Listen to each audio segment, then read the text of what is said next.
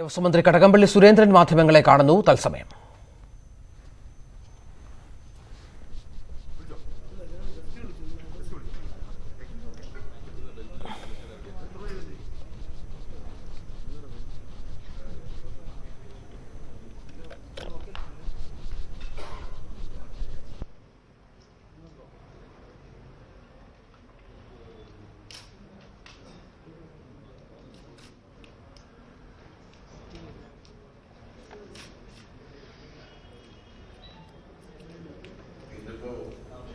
ശബരിമല വിഷയത്തിൽ ഇന്ന് പ്രതിപക്ഷം നിയമസഭയിൽ ബഹളം വെച്ചിരുന്നു.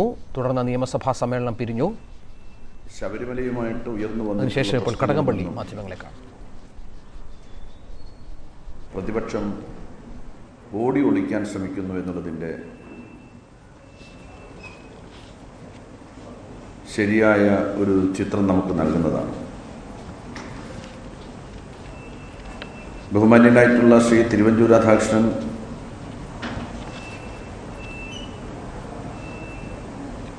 തീർത്ഥാടന കാലത്ത്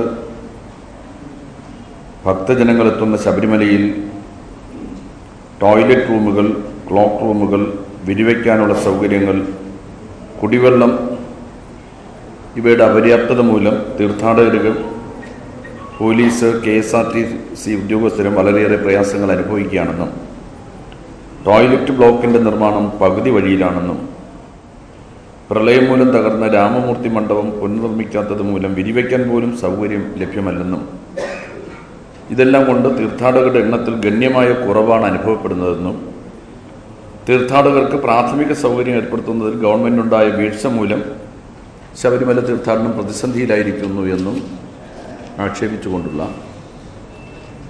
അടിയന്തര പ്രമേയത്തിനായിരുന്നു നോട്ടീസ് നൽകിയിരുന്നത്. ഇന്ന് ചോദ്യോത്തരവേളയിൽ ഏതാനും ചോദ്യങ്ങൾ തന്നെ ശബരിമലയുമായിട്ട് ബന്ധപ്പെട്ടതായിരുന്നു.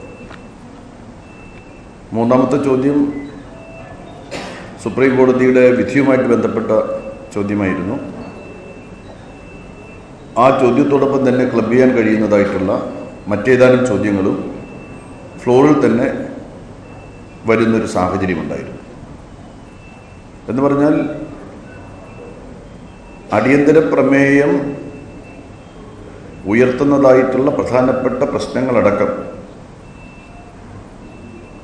അടിയന്തര പ്രമേയത്തിൻ്റെ വേളയിലും അതല്ലാതെ ചോദ്യോത്തര വേളയിലും വളരെ വിശദമായിട്ട് ചോദിക്കാനും മറുപടി കേൾക്കാനും മാധ്യമങ്ങളിലൂടെ ചോദ്യോത്തര വേളയിലെ ചോദ്യോത്തരങ്ങൾ ലോകസമക്ഷം അവതരിപ്പിക്കാനുമുള്ള ഒരു നല്ല അവസരമാണ് യഥാർത്ഥത്തിൽ തുടക്കം മുതൽ തന്നെ സഭ സ്തംഭിപ്പിക്കുന്ന തരത്തിലേക്കുള്ള നീക്കങ്ങളിലൂടെ UDF ചെയ്തു കൂട്ടിയത്. യഥാർത്ഥത്തിൽ ഞാൻ ആമുഖമായിട്ട് പറഞ്ഞതുപോലെ ശബരിമല വിഷയത്തിൽ UDF ചെന്നുപെട്ട അപമാനകരമായിട്ടുള്ള അവസ്ഥയിൽ നിന്നും രക്ഷപ്പെടാൻ കഴിയാതെ കൈകാലിട്ടടിക്കുന്ന ഒരവസ്ഥയാണ് പ്രതിപക്ഷ നേതാവ് ശ്രീ രമേശ് ചെന്നിത്തലയുടെ നേതൃത്വത്തിൽ ഇന്നലെയും ഇന്നുമായി ശബരിമല പ്രശ്നം ഉന്നയിച്ചുകൊണ്ട് UDF നടത്തുന്നതായിട്ടുള്ള നാടകം കാണുമ്പോൾ നമുക്ക് ബോധ്യമാകുന്നത്. ഞാനിന്ന് ഇത്തരമൊരു അടിയന്തര പ്രമേയം സഭയിൽ വരികയാണെങ്കിൽ അതിന് നൽകേണ്ട മറുപടി തയ്യാറാക്കി വെച്ചിട്ടുണ്ടായിരുന്നു. രാവിലെയാണ് ഇങ്ങനൊരു അടിയന്തര പ്രമേയം നോട്ടീസ് കിട്ടിയ വിവരം അറിയുന്നത്. അതിൻ്റെ അടിസ്ഥാനത്തിൽ ഒരു മറുപടി തയ്യാറാക്കിയിട്ടുണ്ടായിരുന്നു. യഥാർത്ഥത്തിൽ ഈ നൂറ്റാണ്ടിലെ ഏറ്റവും വലിയ പ്രളയമാണ് ഓഗസ്റ്റ് മാസത്തിലുണ്ടായ പ്രളയം. അതിൻ്റെ ഭീകരത എത്രമാത്രം വലുതായിരുന്നുവെന്ന് ഞാൻ മാധ്യമ പ്രവർത്തകരോട് പറയേണ്ട കാര്യമില്ല. അതെല്ലാം ലോകത്തിന് മുന്നിൽ അവതരിപ്പിച്ച ആളുകളാണ് നിങ്ങൾ. ഏറ്റവും വലിയ ദുരന്തമാണ് നമ്മുടെ നാടിനെ സംബന്ധിച്ചുണ്ടായത്. ഈ പ്രളയത്തിൽ വലിയ നാശം സംഭവിച്ച ഒരു പ്രദേശമായിരുന്നു പമ്പ. പമ്പയിലെ പ്രധാനപ്പെട്ട നിർമ്മാണങ്ങളെല്ലാം തന്നെ അന്നദാന മണ്ഡപം, രാമമൂർത്തി മണ്ഡപം ഇതെല്ലാം പൂർണ്ണമായിട്ടും തകർന്നുപോയി. മുൻകാലങ്ങളിലും നല്ല മഴ പെയ്യുമ്പോൾ പമ്പ, കക്കി ഡാമുകൾ തുറക്കാറുണ്ട്. പക്ഷെ അന്നൊന്നും തന്നെ ഈ നിലയിൽ പമ്പയെ പ്രളയം ബാധിച്ചിട്ടില്ല.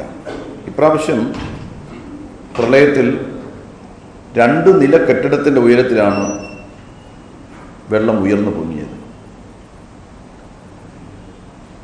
പമ്പയുടെ രൗദ്രഭാവം എത്രമാത്രം ഭയാനകമായിരുന്നു എന്നുള്ളത് ആ സന്ദർഭത്തിൽ പമ്പ സന്ദർശിച്ചിട്ടുള്ള മാധ്യമപ്രവർത്തകർക്ക് മനസ്സിലാക്കാൻ പ്രയാസമുണ്ടാവില്ല. എന്നുവെച്ചാൽ തീരത്തുണ്ടായിരുന്ന പമ്പയിലെ എല്ലാ കെട്ടിടങ്ങളും പൂർണ്ണമായും 2 നില കഴിഞ്ഞ് മണ്ണ് കയറി അടഞ്ഞു പോകുന്നതായിട്ടുള്ള സാഹചര്യം ഉണ്ടായി. പുതുതായി നിർമ്മിച്ച ഹോട്ടൽ സമുച്ചയം ദൗർഭാഗ്യത്തിന് അത് ഉദ്ഘാടനം ചെയ്യാനുള്ള അവസരം എനിക്കുണ്ടായിരുന്നു. അത് ചെരിഞ്ഞുപോയി. രാമമൂർത്തി മണ്ഡപം ഇല്ലാതായി മാറി.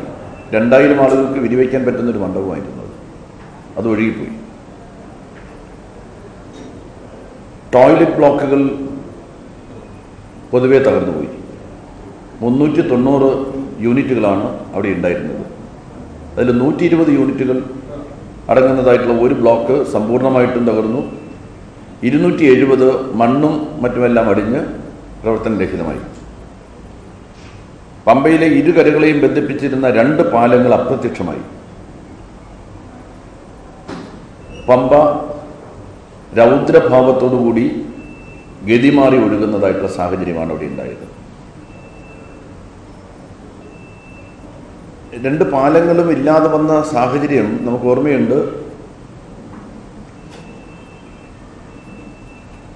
ആ സന്ദർഭത്തിലാണ് ബെയിലി പാലം നിർമ്മിക്കുന്നതിന് വേണ്ടിയിട്ട് ഗവൺമെൻറ് പട്ടാളത്തിൻ്റെ സഹായം തേടിയത്.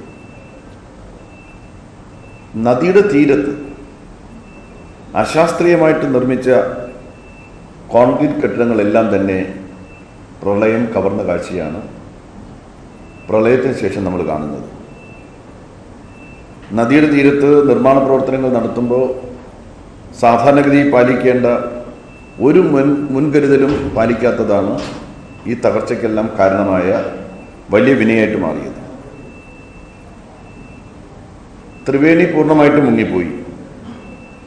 ഹിൽ ടോപ്പിലായിരുന്നു വാഹനങ്ങളെല്ലാം തന്നെ പാർക്ക് ചെയ്യുന്ന സ്ഥലം. ഹിൽ ടോപ്പിൽ മണ്ണിടിഞ്ഞ് പൂർണ്ണമായിട്ട് ഹിൽ ടോപ്പ് തകർന്നു. യഥാർത്ഥത്തിൽ പ്രകൃതിയെ വേദനിപ്പിച്ചും നോവിച്ചും പമ്പയുടെ തീരത്ത് മാസ്റ്റർ പ്ലാനിനെ അനുസരിക്കാതെ കെട്ടിപ്പൊക്കിയ എല്ലാ കെട്ടിടങ്ങളെയും പ്രകൃതി തന്നെ ഇല്ലാതാക്കുന്ന കാഴ്ചയാണ് യഥാർത്ഥത്തിൽ ഈ പ്രളയം കഴിഞ്ഞപ്പോൾ നമ്മൾ കാണുന്നത്. നിറപുത്തരി ചടങ്ങ് നടക്കുന്ന ദിവസം മാധ്യമങ്ങൾ ഓർമ്മിക്കുന്നുണ്ടാകും. അത് മുടങ്ങിപ്പോകുന്ന ഒരു നില സംജാതമായി. കാര്യം പമ്പ കടന്ന് നിറപുത്തരി സന്നിധാനത്തിലേക്ക് എത്തിക്കാൻ കഴിയാത്തതായിട്ടുള്ള സാഹചര്യമുണ്ടായി. അത്ര കനത്ത കുത്തൊഴുക്കായിരുന്നു ആ സമയത്ത്. അവസാനം നീന്തൽ താരങ്ങൾ ഉപയോഗിച്ചാണ് ഈ നിറപുത്തരിക്ക് ആവശ്യമായിട്ടുള്ള സാധനങ്ങൾ, നെൽക്കതിരുകൾ നമുക്ക് പമ്പ മുറിച്ചു കിടന്ന് സന്നിധാനത്ത് എത്തിക്കാൻ വേണ്ടി സാധിച്ചത്. തന്ത്രിക്ക് സന്നിധാനത്തെത്താൻ വേണ്ടി സാധിച്ചില്ല. നിറപുത്തരി ചടങ്ങിൽ പ്രധാനപ്പെട്ട ഉത്തരവാദിത്വം തന്ത്രിക്കാണ്. അദ്ദേഹത്തിന് സന്നിധാനത്ത് എത്താൻ സാധിച്ചില്ല. പുറപ്പെടാൻ ശാന്തിമാർ സന്നിധാനത്തുണ്ടായിരുന്നതുകൊണ്ട് അവിടെ എത്തിയ നെൽക്കതിരുകൾ വെച്ച് അവർക്ക് അത് ചെയ്യാൻ സാധിച്ചു. ആചാരപ്രകാരം പൂർത്തീകരിക്കാൻ സാധിച്ചു. ഈ പമ്പ ഗതിമാറി ഒഴുകിയപ്പോൾ സംഭവിച്ചത് വിശാലമായിട്ടുള്ള പമ്പ മണൽപ്പുറം പൂർണ്ണമായിട്ടും ഇല്ലാതായി മാറി എന്നുള്ളതാണ്. പാർക്കിംഗ് ഗ്രൗണ്ട് ഉണ്ടായിരുന്നു അവിടെ. ഈ ഞാൻ നേരത്തെ പറഞ്ഞ ഹിൽ ടോപ്പിൽ മാത്രമല്ല, യു ടേൺ മുതൽ ശബരി ഹോട്ടൽ വരെയുള്ള ഒരു വിശാലമായിട്ടുള്ള പ്രദേശം പാർക്കിംഗ് ഗ്രൗണ്ട് ആയിരുന്നു. അത് കംപ്ലീറ്റ് പുഴ എടുത്തുപോയി. കുളിക്കടവുകൾ മണൽ മൂടുകയും ഇടുകയും ചെയ്തു. കുടിവെള്ള ശൃംഖല സമ്പൂർണ്ണമായിട്ടും തകർന്നുപോയി. കിണറുകളെല്ലാം ഉപയോഗശൂന്യമായി.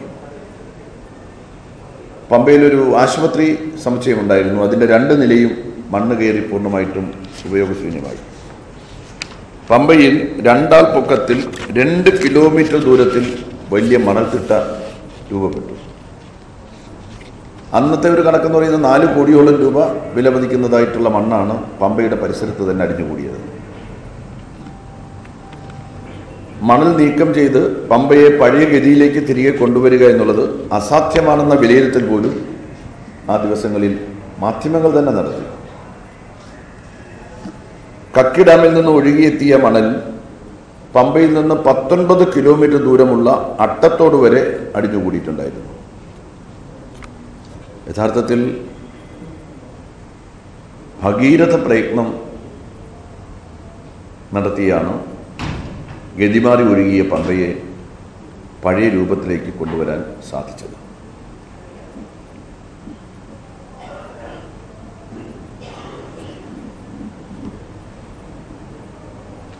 ഈ പമ്പയുടെ 2 കരകളും തമ്മിലുള്ള ബന്ധം ഉടനെയൊന്നും തന്നെ പുനഃസ്ഥാപിക്കാൻ കഴിയുമെന്നാരും കരുതിയിരുന്നില്ല. യുദ്ധകാലാടിസ്ഥാനത്തിലാണ് പമ്പയിലെ 2 കരകളെയും ബന്ധിപ്പിക്കാനും മണ്ണിനടിയിലായി പോയ ത്രിവേണി പാലം വീണ്ടെടുക്കാനും നമുക്ക് സാധിച്ചത്. നിസ്സാരമായിട്ടുള്ള കാര്യമല്ല. 200-ലധികം കോടി രൂപയുടെ നാശനഷ്ടമാണ്. ദേവസ്വം മന്ത്രി കടകംപള്ളി സുരേന്ദ്രൻ മാധ്യമങ്ങളോട് സംസാരിക്കുകയായിരുന്നു. പ്രതിപക്ഷം ഉന്നയിച്ച ആരോപണങ്ങൾ സഭയിൽ, അതുമായി ബന്ധപ്പെട്ട മറുപടിയാണ് അദ്ദേഹം നൽകിക്കൊണ്ടിരിക്കുന്നത്. ശബരിമലയിലെ അടിസ്ഥാന സൗകര്യ വികസനവുമായി ബന്ധപ്പെട്ട പ്രതിസന്ധികൾ, അതിന്റെ വിശദാംശങ്ങൾ അദ്ദേഹം ഇപ്പോൾ നൽകിക്കൊണ്ടിരിക്കുന്നത്.